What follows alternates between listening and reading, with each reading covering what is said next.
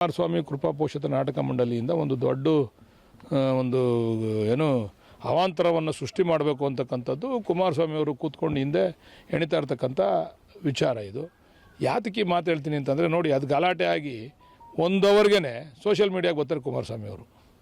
Social media ಮುಂದೆ ಬಂದು ಮಾತಾಡ್ತಾರೆ, ಎಚ್ಚರಿಕೆ ಕೊಡ್ತಾರೆ ಪೊಲೀಸ್ನವ್ರಿಗೆ. ನಾನು ಮುಂದೆ ಈ ರಾಜ್ಯದ ಮುಖ್ಯಮಂತ್ರಿ ಆಯ್ತೀನಿ, ಹುಷಾರ್ ಅಂತಾರೆ.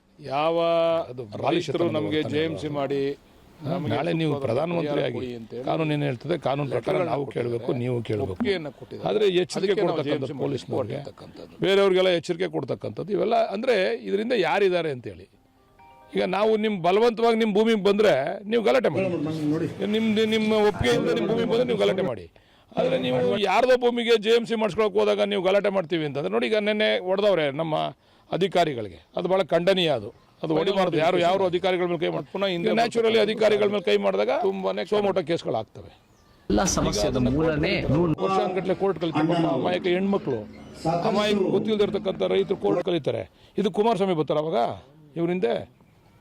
ನಮ್ಮ ಹೆಣ್ಮಕ್ಳುಗಳು ಅರ್ಥ ಮಾಡ್ಕೋಬೇಕು ದಯಮಾಡಿ.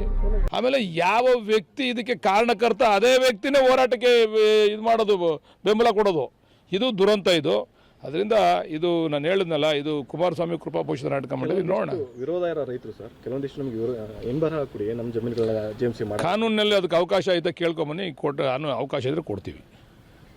ಎಲ್ಲನೂ ಸುಮ್ಮನೆ ಏನೋ ನಮ್ಮ ಮನಸ್ಸೋ ಇಚ್ಛೆ ಮಾತಾಡೋದ್ರಿಂದ ಅದು ಪ್ರಯೋಜನ ಆಗೋದಿಲ್ಲ. ಕಾನೂನು ಕೂಡ ಇಲ್ಲಿ ಕೆಲಸ ಮಾಡ್ತದಲ್ಲ.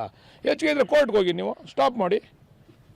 ನಾವು ಹಿಂಬರ ಕೊಡೋಲ್ಲ, ನೀವು ಹೋಗಿ ಕೋರ್ಟ್ಗೆ ಹೋಗಿ, ನಮಗೆ ಬೇಡ ಅಂತ ಸ್ಟಾಪ್ ಮಾಡಿ. ನೀವು ಹಿಂದೆ ಈ ವಿಚಾರವಾಗಿ ಕೋರ್ಟ್ಗೆ ಹೋಗಿದ್ರು. ಕುಮಾರಸ್ವಾಮಿ ಅವರು ಮಾಡಿದಾಗ ನಮ್ಮ ನಾಯಕರುಗಳೇ ಕೋರ್ಟ್ಗೆ ಹೋಗಿದ್ರು ಇದು ವಿಚಾರವಾಗಿ.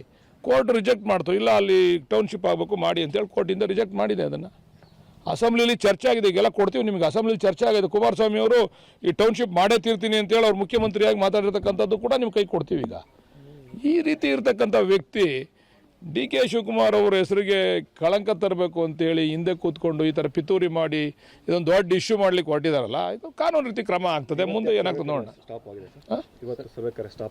ಮಾಡ್ತೀವಿ. ಅಂದರೆ ನೀವು ಇನ್ನೊಂದ್ಸರಿ ಗಲಾಟೆ ಆಗಲಿ ಅಂತ ನೀವು ಸದ್ಯಕ್ಕೆ ನೆನ್ನೆ ಅವಘಡ ಆಗಿದೆಯಲ್ಲ, ಅದಕ್ಕೆ ಅದು ನಾವು ರೆಡಿ ಆಗಬೇಕಲ್ಲ. ನಮಗೆ ಗೊತ್ತಿಲ್ಲ.